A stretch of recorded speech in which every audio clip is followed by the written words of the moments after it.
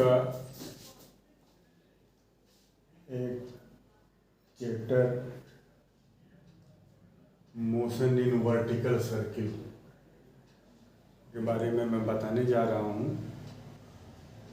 और motion in vertical circle ये जो टॉपिक है ये जेई और नीट के आप एक बार से देखें तो काफ़ी इम्पॉर्टेंट है। मोशन वर्टिकल प्लेन में मोशन क्या होता है। मोशन देखिए, एक मोशन इस प्लेन में होता है, ऐसे ऐसे ये मोशन है। ये इस तरह से कोई पार्टिकल इस तरह से रिवॉल्व कर रही है, सर्कुलर मोशन कर रही है। और एक मोशन सर्कुलर ऐसे, तो ये वर्टिकल प्लेन है ये, और ये हॉरिजॉन्टल प्लेन है। तो हॉरिजॉन्टल प्लेन में सर्कुलर मोशन और ये वर्टिकल प्लेन में सर्कुलर मोशन ऐसे। तो इसके बारे में हम जा रहे हैं बताने, मोशन इन वर्टिकल प्लेन। मान लीजिए एक बॉडी एम है, एक बॉडी है जिसका मास एम है। कंसीडर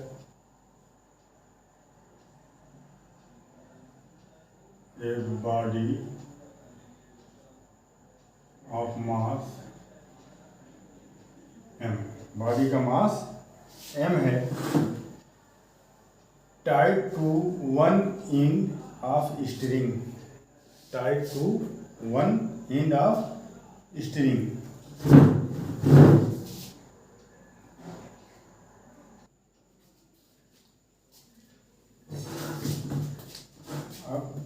एक बॉडी मान लीजिए जिसका मास m है, वो वर्टिकल प्लेन में इस तरह से मूव कर रही है। ये हाईएस्ट पॉइंट है और ये लोवेस्ट पॉइंट है। लोवेस्ट पॉइंट पर इसकी वेलोसिटी मान लीजिए u है, लोवेस्ट पॉइंट पर इसकी वेलोसिटी u है। यहाँ इसकी वेलोसिटी u है l पर, और ये इस तरह से मूव करती हुई पॉइंट P पर जा रही है। तो पॉइंट P पर इसकी वेलोसिटी मान लीजिए v है, ठीक। और स्प्रिंग, ये स्ट्रिंग से बंधा हुआ ये मास, इसका मास m है, इसका मास m है। v वेलोसिटी से ये जा रहा है और इसका मास मान लीजिए m है। तो इसका जो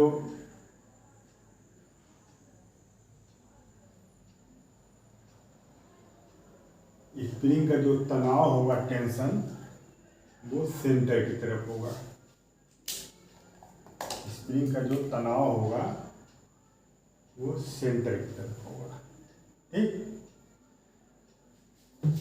और इसका जो मास है, ये मास इसका m है, तो इसका जो वेट होगा mg, वो नीचे की तरफ लगेगा। ये इसका वेट होगा। और मान लीजिए ये एंगल यहाँ से यहाँ थीटा है, ये एंगल थीटा है। तो अब जब ये एंगल थीटा है और ये लाइन, ये और ये दोनों पैरेलल लाइन है, तो इसके दो कंपोनेंट आप करिए। एक कंपोनेंट मास mg का, ये जो इसका वेट mg है, इसके दो कंपोनेंट करें आप। एक कंपोनेंट इधर, तो ये अगर थीटा है तो ये भी थीटा होगा। क्यों थीटा होगा? इसलिए कि ये करस्पॉन्डिंग एंगल हुए, ये दोनों पैरेलल लाइन है, ये लाइन और ये लाइन, तो ये एंगल और ये एंगल करस्पॉन्डिंग एंगल हुए। और पैरेलल लाइन ये दोनों है, जैसे मान लीजिए ये लाइन है, ये पैरेलल लाइन, तो ये एंगल और ये एंगल दोनों करस्पॉन्डिंग, पैरेलल लाइन के लिए करस्पॉन्डिंग एंगल इक्वल होते हैं। तो ये पैरेलल लाइन है, ये इस पर ट्रांसवर्सल है, तो ये और ये करस्पॉन्डिंग एंगल होंगे जो इक्वल हो गए। तो इसका ये वाला पार्ट क्या हो जाएगा, mg cos थीटा, और इसके परपेंडिकुलर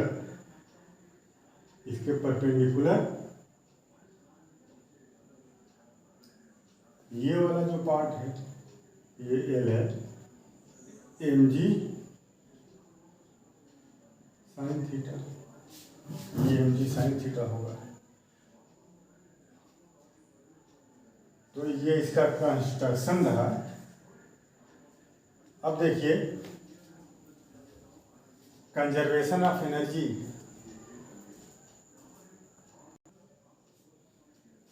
अब यहाँ इसकी वेलोसिटी u है, यहाँ इसकी वेलोसिटी u है, यहाँ इसकी वेलोसिटी v है, और यहाँ ये कंजर्वेशन ऑफ एनर्जी ये बताता है कि किसी भी पॉइंट पर आप जाएं, टोटल एनर्जी का सम कांस्टेंट होता है। जैसे मान लीजिए आपने ये पढ़ा है कि एक पत्थर का टुकड़ा इस तरह से उछाला जाए, जब मान लीजिए पत्थर का टुकड़ा यहाँ से ड्रॉप किया जा रहा है, तो वो पत्थर का टुकड़ा कहीं भी जाएगा, यहाँ टोटल एनर्जी, पोटेंशियल एनर्जी और काइनेटिक एनर्जी, यहाँ से ड्रॉप किया जा रहा है तो यहाँ वेलोसिटी ज़ीरो है अभी, तो जो भी एनर्जी है वो पोटेंशियल एनर्जी है, तो पोटेंशियल एनर्जी या प्लस काइनेटिक एनर्जी जो कि ज़ीरो है, सम कुछ होगा। अब बीच में ये पत्थर का टुकड़ा कहीं भी आएगा, यहाँ पर अगर वो आया तो यहाँ पोटेंशियल एनर्जी और काइनेटिक एनर्जी का सम वही होगा जो यहाँ है। यहाँ अगर वो आया तो यहाँ पोटेंशियल एनर्जी घटती जा रही है और काइनेटिक एनर्जी बढ़ती जा रही है, हाइट कम होता जा रहा है, तो पोटेंशियल एनर्जी घट रही है और काइनेटिक एनर्जी इंक्रीज कर रही है। तो दोनों को अगर हम ऐड करेंगे तो दोनों का सम जो है होल जर्नी यहाँ से लेकर के यहाँ तक पोटेंशियल एनर्जी और काइनेटिक एनर्जी का सम सेम रहेगा। तो वही चीज़ यहाँ भी है, ये कहीं भी जाएगा इस सर्किल पर किसी भी पॉइंट पर, conservation of energy according to conservation of energy, sum of potential energy and kinetic energy at any point at this circle is equal to same होगा किसी भी पॉइंट पर। तो अब L पर टोटल एनर्जी और P पर टोटल एनर्जी, L पर काइनेटिक एनर्जी और पोटेंशियल एनर्जी का सम, और P पर काइनेटिक एनर्जी और पोटेंशियल एनर्जी का सम, दोनों सेम होंगे। तो यहाँ आप लिखिए अकॉर्डिंग टू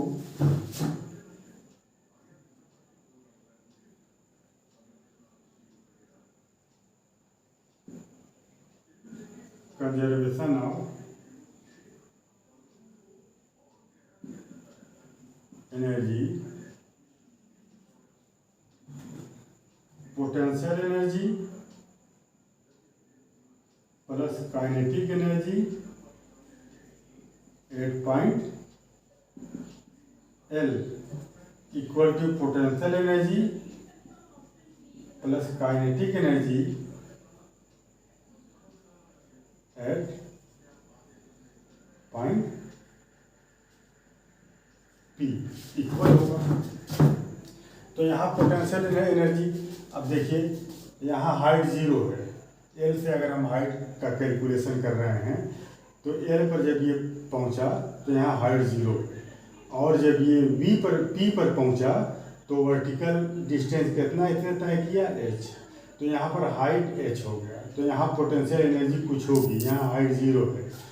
तो अब यहाँ जब हाइट ज़ीरो है तो पोटेंशियल एनर्जी यहाँ कितना हो जाएगा, mg इंटू h की जगह ज़ीरो लिखेंगे, और kinetic energy half m u square, ये इक्वल टू यहाँ का पोटेंशियल एनर्जी, अब यहाँ का पोटेंशियल एनर्जी mgh, और यहाँ काइनेटिक एनर्जी हाफ mv²।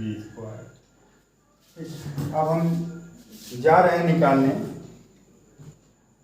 इस इक्वेशन से हम ये निकालेंगे कि किसी भी पॉइंट पर इस पार्टिकल m जिसका मास है, इसकी वेलोसिटी कितनी होगी।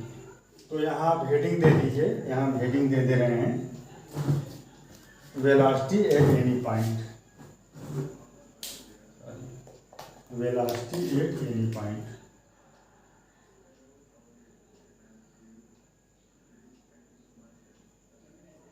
Velocity at any point. किसी भी पॉइंट पर हमको अगर वेलोसिटी निकालनी है तो कैसे निकालेंगे। देखिए ये इसका, यहाँ से हमको वेलोसिटी v पता चल जाएगी। आइए देखें, ये तो 0 हो जाएगा, तो half mu² equal to mgh और plus half mv²। m common ले लें और 2 से सब में हम मल्टीप्लाई करते हैं, तो 2 से मल्टीप्लाई करेंगे तो यहाँ 2 से 2 कैंसिल आउट हो जाएगा, कट जाएगा, यहाँ 2mg हो जाएगा और यहाँ 2 से 2 कट जाएगा। तो यहाँ बचा आपका mu² इक्वल टू ये 2mgh और प्लस mv²। तो mu² equal to m common ले लें, 2gh प्लस v², m से m cancel, u² equal to 2gh plus v²। 2gh इधर आएगा तो v² इक्वल टू हो जाएगा u² माइनस 2gh। तो v इक्वल टू हो जाएगा √u² माइनस 2gh। अब ये आपका पॉइंट P पर जहाँ वेलोसिटी v थी, जहाँ ये मान लिया गया है कि यहाँ वेलोसिटी v है पॉइंट P पर, तो v इक्वल टू आ गया u² माइनस 2gh। मतलब यहाँ की वेलोसिटी ये s के टर्म में है, इनिशियल वेलोसिटी u है मीटर पर सेकेंड, और यहाँ जब ये पहुँचा तो वर्टिकल हाइट इसने s तय किया, तो उस हाइट के टर्म में v की वैल्यू आ गई है। अब इसका हम लोग आगे यूज करेंगे।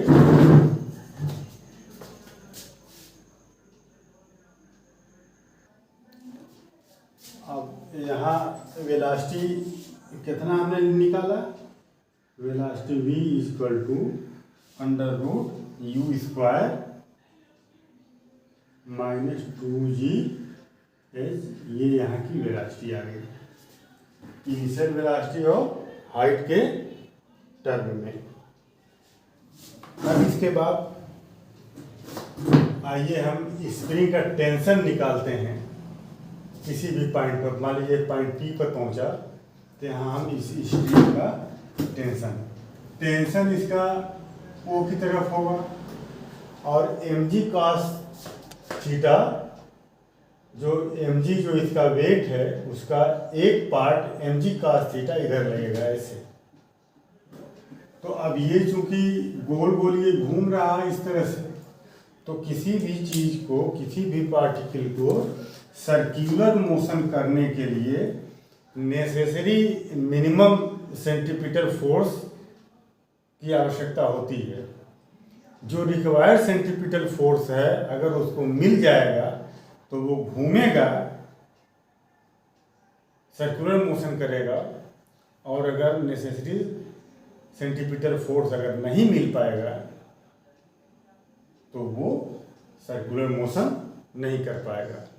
तो अब ये चूंकि सर्कुलर मोशन कर रहा है, इसका मतलब है कि इसको नेसेसरी सेंटीमीटर फोर्स प्रोवाइड हो रहा है, और सेंटीमीटर फोर्स हमेशा सेंटर की तरफ लगता है, सेंटर की तरफ लगता है।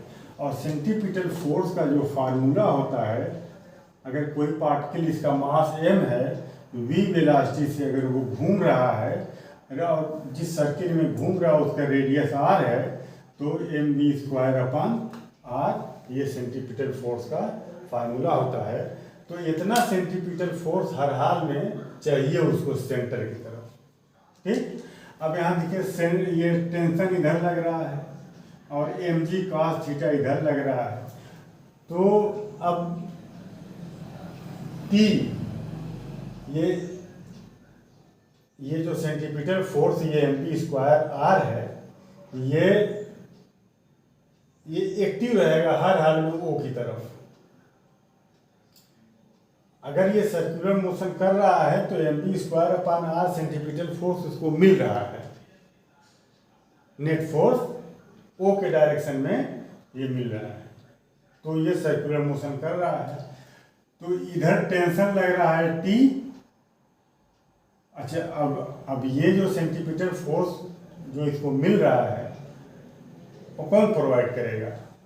ये टेंशन प्रोवाइड करेगा, स्प्रिंग का tension.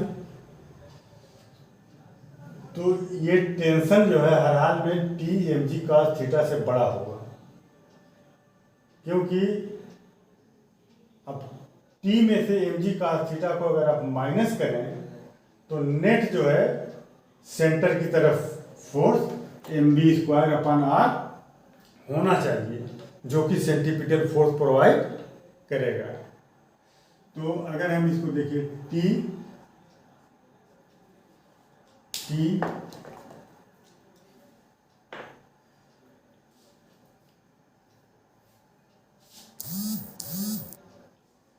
the force acting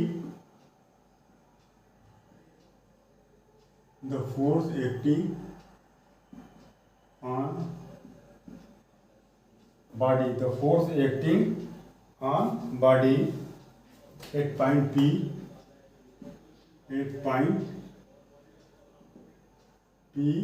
R। अब यहाँ दो फोर्स लग रहा है। पहला फोर्स क्या होगा? ये mg downward, mg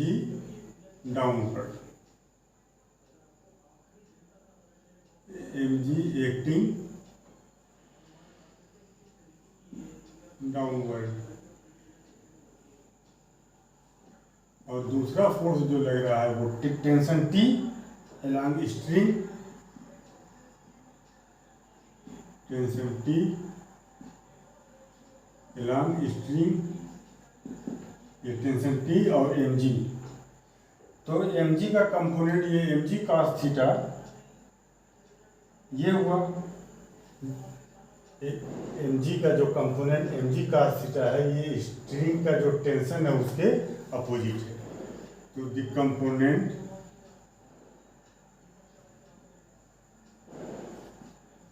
of mg,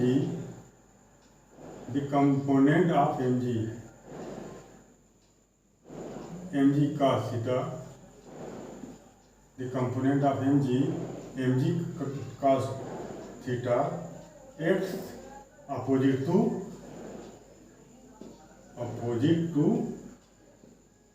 tension T। mg का जो mg cos थीटा है कंपोनेंट, ये इधर लग रहा है और टेंशन इधर लग रहा है, तो इस टेंशन के अपोजिट है। बात समझे? तो net centripetal force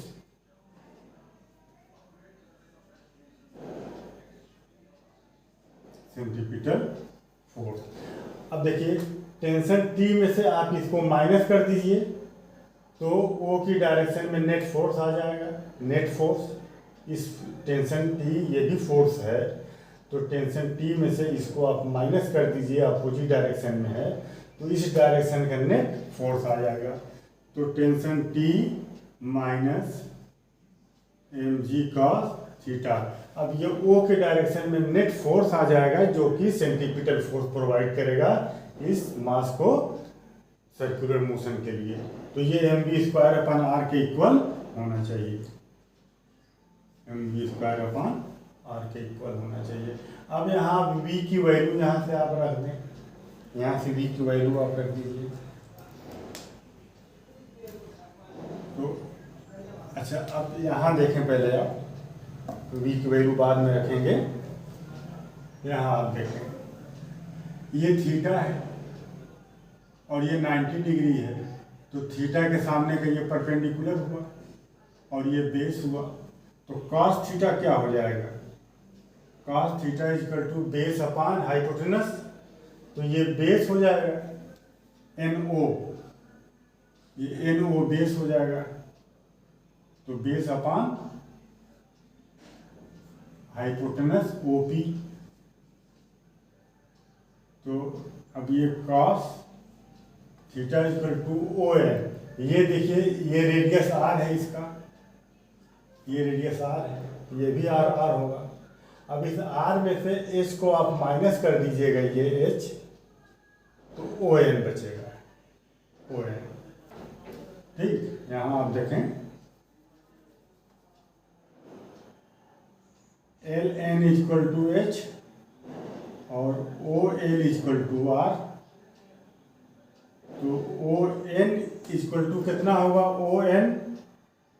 OL minus NL, OL minus LN,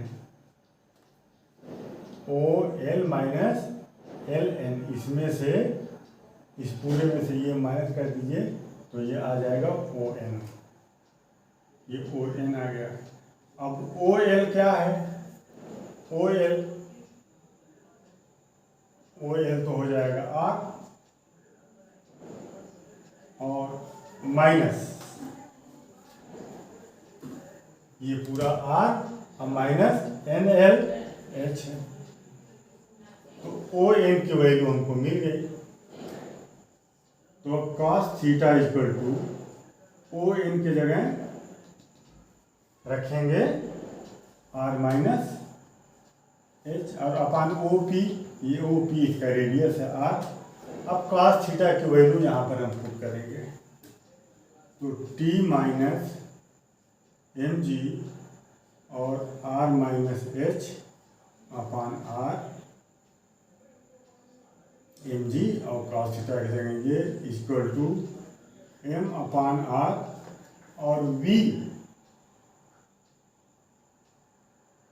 ये देखिए ये v equal to under root u square minus 2gh, तो v स्क्वायर इक्वल टू क्या होगा? स्क्वायर करेंगे तो अंडर रूट हट जाएगा, यू स्क्वायर माइनस 2gh। आइए अब हम इसको सॉल्व कर लें, तो ये t की वैल्यू मिल जाएगी हमको। ठीक, तो आइए देखते हैं t इक्वल टू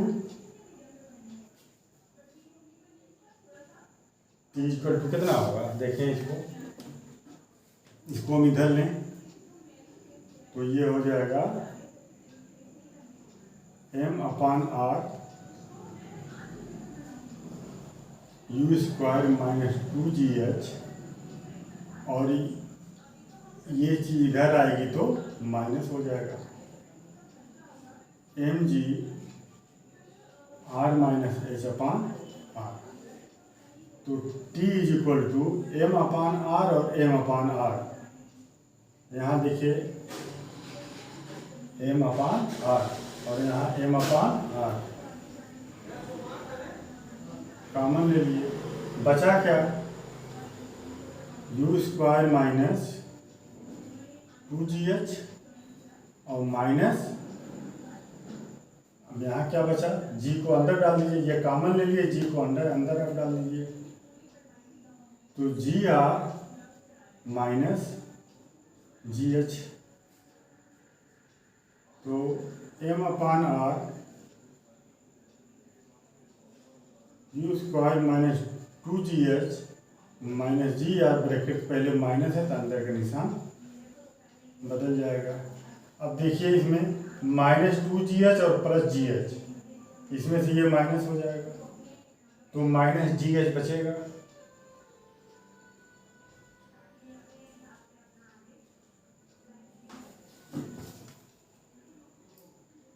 सॉरी, ये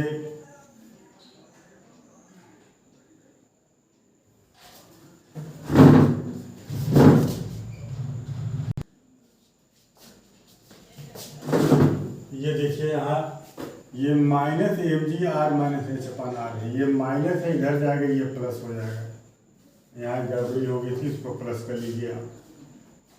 ठीक, तो अब जब ये प्लस है तो ब्रैकेट जब ब्रेक होगा तो ये प्लस होगा और ये माइनस होगा। ब्रैकेट के बाहर प्लस है तो अंदर का कोई निशान नहीं चेंज होना, g r minus g h हो जाएगा।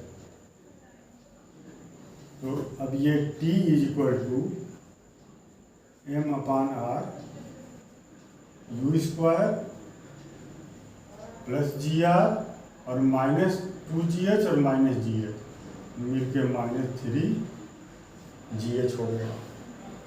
तो अब ये टेंशन आ गया है, ये टेंशन इन स्ट्रिंग। एक फार्मूला आपका ये मिला किसी पॉइंट पर वेलोसिटी, और ये फार्मूला किसी पॉइंट पर टेंशन, ये टेंशन मिल गया। तो this equation gives tension along string at any point. This equation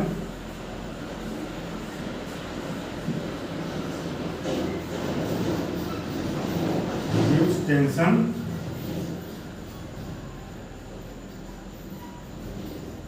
of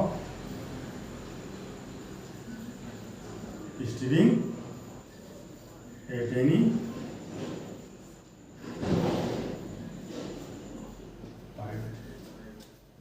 किसी भी पॉइंट पर ये टेंशन का ये फार्मूला है। तो आइए इसको भी लिख लेते हैं यहाँ।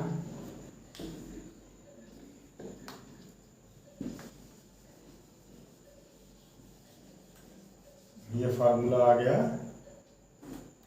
Tension T is equal to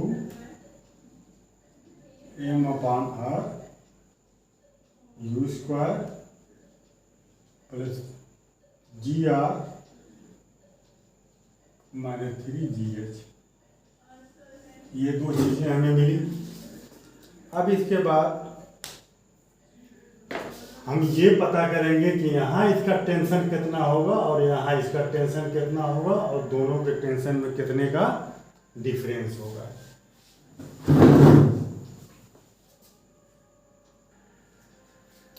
अब हम देखते हैं tension in the string at bottom and top. अब ये जो टेंशन पॉइंट बी पर ये है, एच मीटर की ऊंचाई इसने डिस्टेंस तय किया, वर्टिकली डिस्टेंस, तो इसका टेंशन देखिए ये आया है। अब हम इसका टेंशन निकालेंगे एल पर, एट एल पर। पहले एल पर टेंशन निकाल लिया जाए।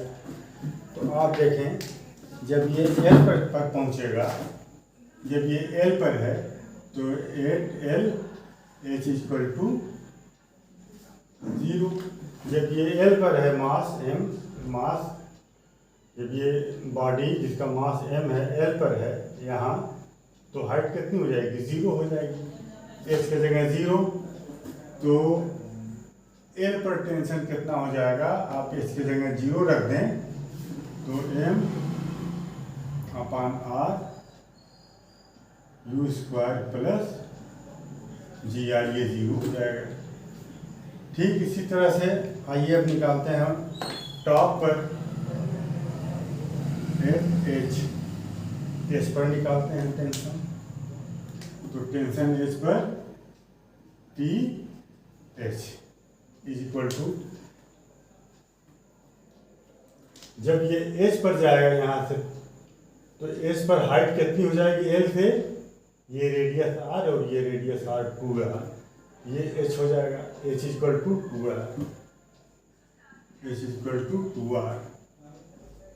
तो एच की जगह आप यहाँ 2r रख दीजिए। तो एच पॉइंट पर टेंशन आ जाएगा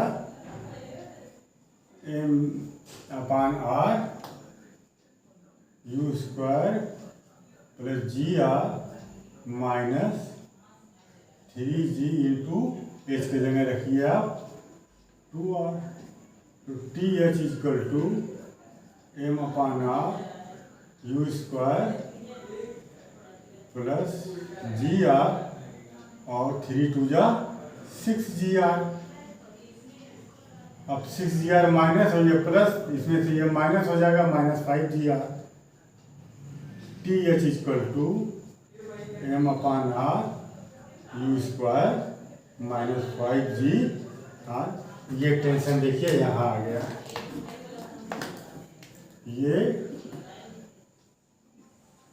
ये यहाँ का टेंशन है और ये यहाँ का टेंशन है। आइए अब हम देखते हैं कि दोनों के टेंशन में डिफरेंस कितने का है। अब आप देखिए कौन यहाँ पर बड़ा है, कौन यहाँ पर बड़ा है। तो अब यहाँ आप देखें, यहाँ यू स्क्वायर में जी आर को ऐड किया गया है और यहाँ यू स्क्वायर में से 5g को माइनस किया गया है। बाकी सब वही है, m upon r m upon r. यहाँ यू स्क्वायर में कुछ सम किया जा रहा है, जोड़ा जा रहा है, और यहाँ यू स्क्वायर में से कुछ माइनस किया जा रहा है। तो ऑब्वियसली ये छोटा होगा जब इसमें से माइनस किया जा रहा है। तो टी एच जो होगा ये स्मॉलर देन टी एल। यहाँ का जो टेंशन है यहाँ के टेंशन से जो यहाँ का टेंशन यहाँ के टेंशन से छोटा होगा, मतलब टी एल बड़ा होगा। T L is greater than T H. ठीक, तो टी एल बड़ा है, तो टी एल अगर बड़ा है तो आप टी एल में से टी एच माइनस करिए, देखिए कितना बड़ा है ये। T L minus t h minus करिए आप। टी एल पहले लिखें, ये m upon r u square plus g r minus m upon r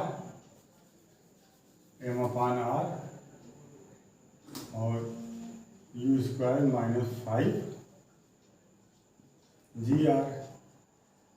m upon r common ले लीजिए, u square plus g r. अब ब्रैकेट के बाहर ये आपने कॉमन ले लिया तो क्या बचा, देखिए हम इसको दो टर्म में कर दे रहे हैं। ये आपने कॉमन ले लिया तो this minus this, u square minus 5g are.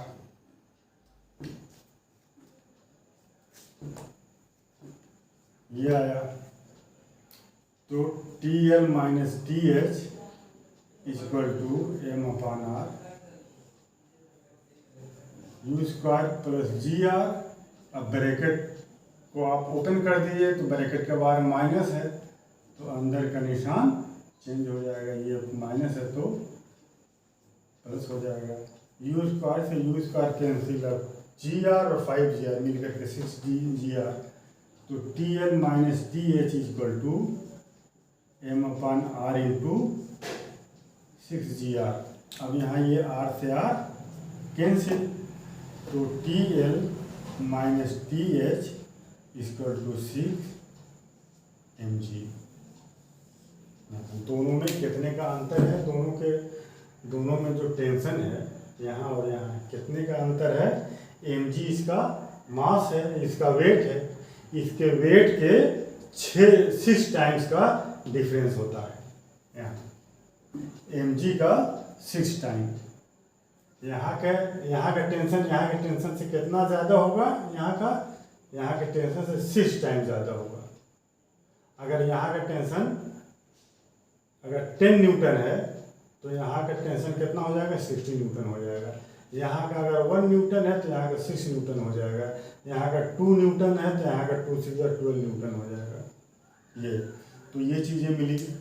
तो अब यहाँ देख लीजिए, इसको भी हम एक जगह कर दें, t L minus t h equal to 6mg, ये आया। अब इसके बाद मिनिमम वेलोसिटी लोवेस्ट पॉइंट पर मिनिमम वेलोसिटी कितनी होगी कि ये इसको पार कर जाए। मिनिमम वेलोसिटी कितनी होगी यहाँ पर कि ये पूरा लूप बनाए, पूरा लूप यहाँ से इस तरह से पूरा लूप बनाए। मिनिमम वेलोसिटी कितनी चाहिए कि यहाँ से चला तो लूप बनाते हुए इस तरह से क्रॉस करे।